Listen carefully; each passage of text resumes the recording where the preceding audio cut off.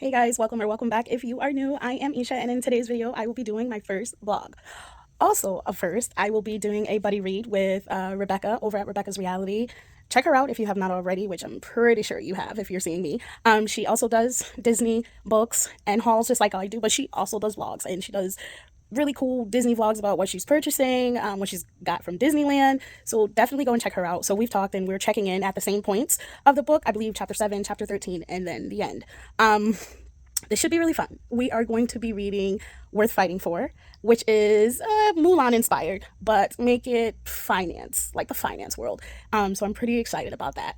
So hopefully you enjoy this vlog. Let me know what you think about if you're going to check out this book, or just like, how do you think this book will compare to the classic Mulan movie.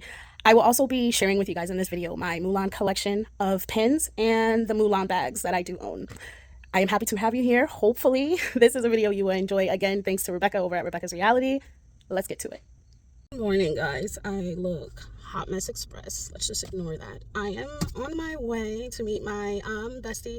We are going to do brunch at this place that we have had brunch before, where they have these amazing chicken and waffles. They're freaking incredible. So while I get ready for that, on my drive to her, I am going to be listening to Worth Fighting For. I am going to give you my reactions after I finish chapter 7, so we should be talking pretty soon. You look very ranchy.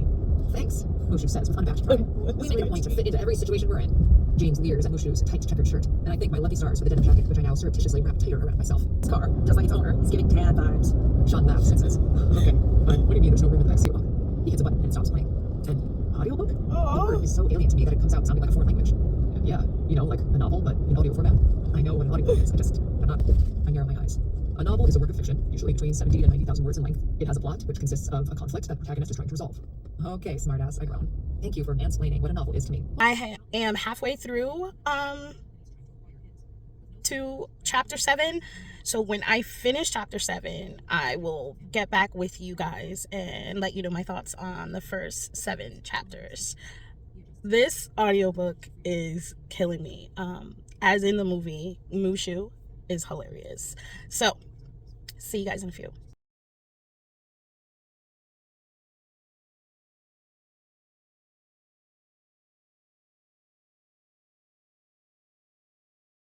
So I am enjoying it so far. Like I said, Mulan is so basically in this book, Mulan is taking over for her father at their company right now because her father has had a medical emergency, which puts him out of commission for right now.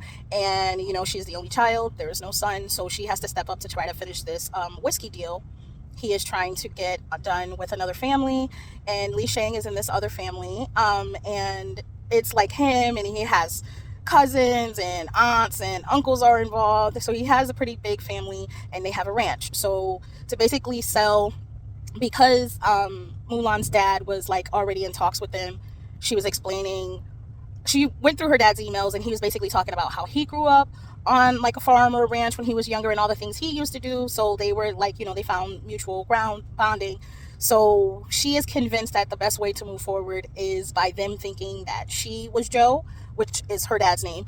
And that's how she's trying to lock down this deal. And Mushu comes up with the great idea that Mulan goes and visits the ranch and sees how, you know, everything runs there. And she's like, yeah, that sounds great. However, she's never really been on a farm or ranch, because like that was her dad talking about these things. So, you know, they're traveling there to the ranch, and of course Mushu makes it so there's no space in the car for her, and that Mulan has to ride with Li Shang. And it's kind of throwing me because the narrator of the book is saying Li Shang. She's calling him Li Shang, and I'm like, wait, am I saying it wrong? Or but I feel like in, you know, in the Disney one, I feel like it's Shang. I don't know. But at the end of chapter 7, they are taking a rest. I believe they stop at a rest stop because the mom and the aunts wanted to stop at a rest stop, and like they're all getting out of the car and everybody's stretching, and it's so funny how they describe everybody stretching, and the aunts and his mom tells him, Li Shang, you stretch too, you need to stretch too, and Mulan is looking on and she thinks it's so cute that he does it because his mom is telling him. So then she looks off to the side and Mushu's back there in a wide stretch. And it's like, yeah, calls over, Joe, you stretch too. So then, Mulan joins in. So I am enjoying it so far. I definitely like how they're bringing in the culture and the heritage, the Chinese culture and heritage. And they're definitely, the aunties are, they're doing their thing. They're trying to matchmake Mulan and Shang and also Mushu. So I will check back in after chapter 13 and let you guys know where I am then.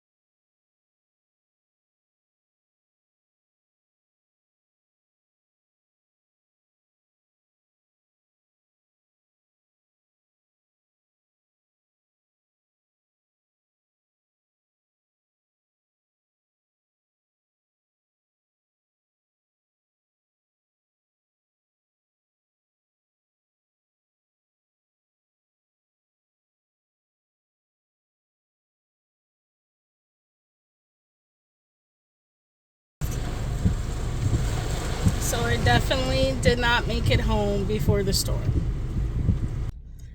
Okay, guys, so I totally forgot to update you after chapter 13. And now I'm out at night getting ice cream because I've had a craving for it. So, anyways, from 7 to 13, Mulan spent time with Shang and his family on the ranch. Some interesting things happened to her as she tried to prove that she is in fact a farmer, which she is not.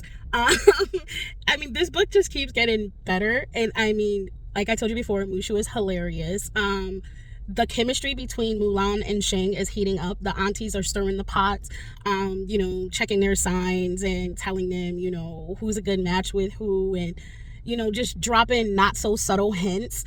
But I can tell like they're in awe of each other, but Mulan is definitely still kind of holding back a little because, again, she is pretending to be someone she is not. Or, like, she's I don't know. Unlike in the movie, she's not like pretending to be a guy. I mean, it's just a name change. But you know, like every time they have a moment and he calls her by her dad's name, it kind of shuts her down. So we're you know heating up. They finally had a good connection, which again was brought to an abrupt end because of the name thing. But I am now on chapter 15, and they are meeting together again to go over numbers, and they just keep pointing out how they can be themselves with each other, and it's just so cute. I find myself smiling and laughing because this book is very funny. But I will check back in with you guys again a little soon. See ya. Okay, hey guys. So I am extremely not familiar with the vlogging part of this, and I totally forgot to update you guys that I am finished with the first book, Worth Fighting For. 5 stars. Spice wise, we'll say like a 1.5. There wasn't a lot of spice. It was, you know, it was mentioned that it had happened, but it wasn't like on page spice, which I was okay with because the story was so good. Like I said, funny, the characters are lovable. Love how it wrapped up, like, you know, like a great Disney movie, happy endings. It was extremely good. So Mulan in the corporate, or should I say finance bro world, really good. Really good. I recommend it. I will continue with those books because there are others. I know I definitely want to read the Rapunzel one. Not sure what the name is. If I remember, I'll put it up here. But I think it's Tangled Up in You. That's what I believe it is. So I will be finishing that one. But Worth Fighting For, 5 stars. Very good. Very good. Loved it. Second part of this vlog, I wanted to do like something like I wanted to listen to another audiobook relating to Mulan. So as you know, my book taste is normally, I do romance, contemporary romance, like Worth Fighting For. I do enjoy those. But mostly I do like dark romance, mafia romance. So that's where my jam is. So Rena Kent, pretty popular author. She has a book that everyone's been talking about that it's kind of like a, like they compare it to Mulan. And I was like, you know, what book is this? I have not read it. So luckily I checked. It was on Kindle Unlimited, added it to my Kindle Unlimited, which made the audiobook, I believe the audiobook came up like $3.93 or something like that. So I grabbed that and started that, and I'm already obsessed. There is Kirill, and Kirill is a captain in the army, and there is Alexander, Sasha, if you will. And Alexander is Alexandra, Sasha, who is in the army under the pretense of being a male, which she is not. So her uncle helped her get into the army. She basically has to hide her gender because people are looking for her, something to do with involving her family. And her uncle thought it would be best to hide her in the army under another gender. So she's getting bullied in the beginning of this. The captain comes, breaks it up, kind of, you know, comes to her aid, and she is in awe of him, but of course she cannot say that. So she, you know, runs after him and instead asks him if he can train her under consideration, and she starts training with him. While training with him, he starts to notice, like, you know, she's very petite, you know, for a male, her skin seems very soft, and then when they're in close quarters, you know, his, like, her facial features look very feminine. And so he's already starting to get in his head that, you know, like, this is a woman, not a man. But he doesn't say it to her. He still just goes along with it. And then, like, the story continues from there. Okay, so I am past chapter 10. They are, well, first of all, Sasha was picked as one of the team members for the special team that she was trying to make with Kirill. I mean, honestly, she really didn't quite make the cut, but because I think he knows that she's a woman, and he knows like what she was dealing with being picked on in there, he chooses her to go to make his special team.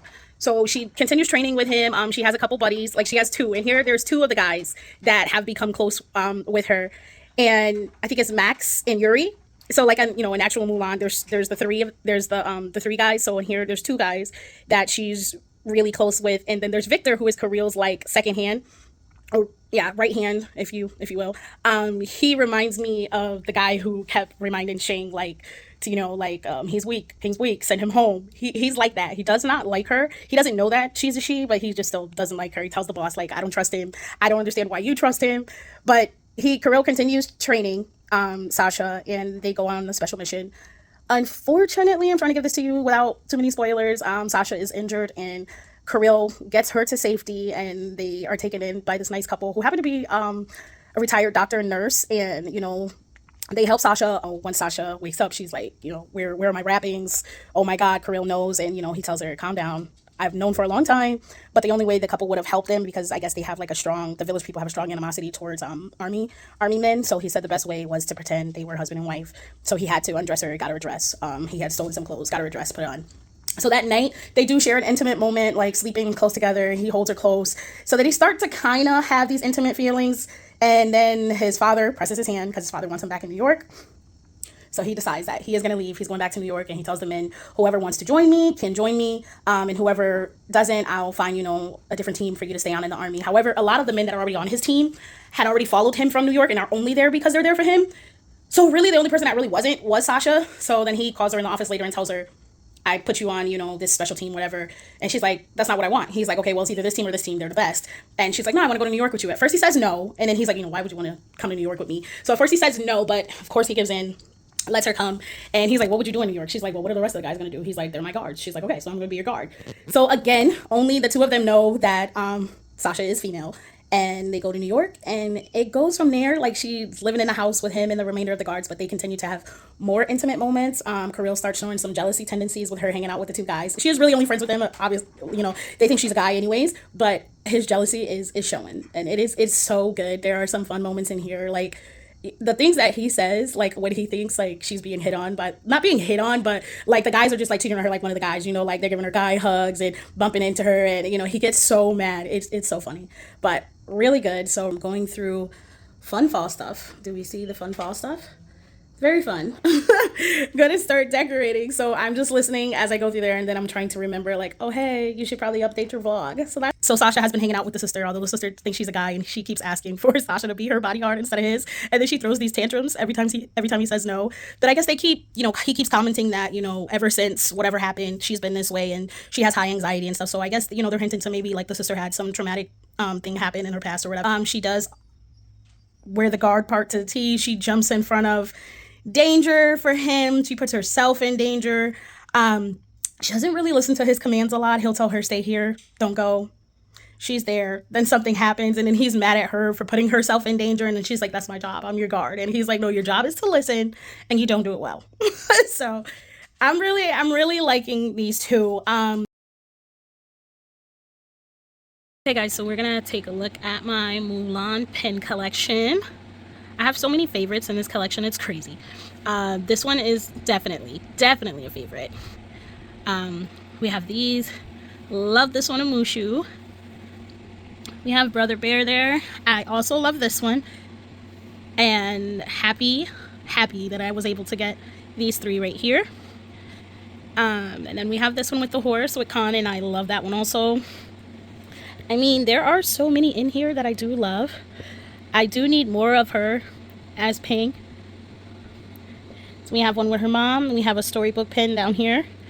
Also love that one, and this one. These both are Disney Crisp pens, fantasy pens, and I absolutely love them. This one is Oh Flight of Fancy, and I am so happy I got that one. This is a good one too. And yes, I am noticing that all my favorites are mostly fantasy pens. I can't help it, I got a thing, guys. Alright, so these are the pens. Let's check out the bags. Okay, so the one I have is this one from Cordy's Corner. We have Cricky. We got, I believe, a zipper inside. Yep, and the lining. Placard. We have Little Brother back there. And Mushu down beneath them. I love this one. So cute. And I have this one, which was such a shocker, such a surprise. Like, no one really even knew that this bag was even out. It just started randomly showing up in like Marshalls or TJ Maxx. So happy I was able to get this one. This one, the zipper pulls the hair, little hairpin, the fan. So I believe Diera grabbed this one for me. I believe. Let's see. This inside. So much tissue inside of this one, guys. One sec. This one does have the zipper inside. And there's the lining. Really pretty. So we have this design on the back. We still have tags and everything. I've never used this one. The flower that blooms in adversity is the most rare and beautiful of all. Love that quote. So cute. Love this bag. Then I have this one, the Mulan sequin bag. Oh, so happy that I was able to get this one. So we have this for the zipper pull. This is a keychain, Loungefly keychain that I added to this one. And we got Mushu here in the corner. Turn. True to Who I Am is on the back. And I believe, let's see, what's inside. Here's the inside, blue, and no zipper pocket, but no zipper pocket. Okay, this is the last one I'm showing you guys, which is, you know what? No, I was gonna say coincidentally is the first one, and it's not the last one. I have one more after this. So I have this one, which is her castle. We got Mushu, cherry blossoms, all the tags, and then we got Mulan and Shang on the back. 1 second, let's see what's inside. No zipper, but does have a pocket, and I love this lining. So freaking cute. So cute. All right, I'm gonna grab the last one. Okay, so this is my first Mulan, which is a Danielle Nicole. She's getting a little rough because I use this bag so much, but I love the image they use. So just plain in the back, round. Added that keychain that my daughter made, and then it's like a crossbody, but it's so freaking cute. Love this bag. They are basically seeing each other at this point behind everybody else's back because, like I said, no one else knows that she's a woman. Luckily, things worked out. I'm hoping they work out even better, but now she wants answers from her uncle, who was clearly deceiving her and not telling her everything, and she just wants to get to the bottom of that. But at this point, she's basically already in love with Kirill, so this is hurting her. And now it hurts her even more because of the situation that the uncle put her in. If you love a good revenge trope and basically like a bodyguard trope, and then it's in reverse, where the woman is the bodyguard, this is really good. And it's got the mafia aspects, in it. But I believe Kirill is Brafa. He's Russian, so it's Brafa. But it's got all the good things, It's got the close friendships, which she has with Max and Yuri, it's so funny. And their push and pull between Kirill and Sasha, the jealousy is so good. I love when there's like a jealous hero, but he can't be openly jealous. So like to everyone else, they kind of look crazy. Like, what's going on? What's happening here? And it's even funnier because, she's dressed as a guy. So everybody just keeps like, what have you found in this guy? Like, this dude doesn't listen. He never does what you tell him. Like, why do you keep giving him chances? And it's so good. Thank you for joining me in my first vlog. I really hope you add these 2 books to your TBR. Worth fighting for. So good. Second book, also amazing. And like the Mulan aspect, Mulan is definitely one of my favorite princesses. I love her so much. So these books speak to my soul. Love it so much.